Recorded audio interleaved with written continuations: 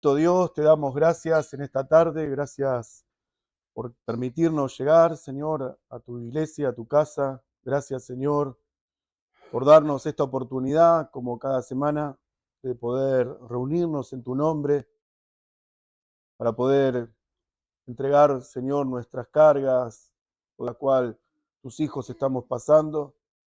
Señor, confiamos plenamente en tu soberanía, Señor, sabemos que tú eres soberano en toda nuestra alma, en todo nuestro ser, y sabemos que todo lo que nos sucede es producto de tu voluntad, Señor. Confiamos que tu voluntad siempre será buena y agradable para nosotros, y a pesar de ayudarnos y darnos fuerzas para sobrepasar cualquier inconveniente, Señor, cualquier dificultad, y poner siempre los ojos en Cristo.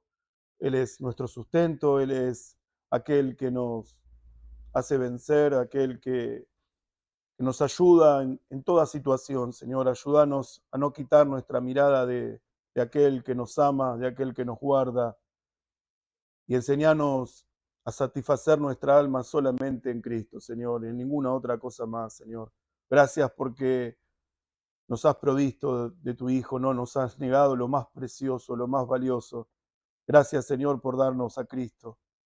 Te rogamos, Señor, que todo lo que podamos hacer en este día, Señor, sea para la gloria y honra de tu nombre.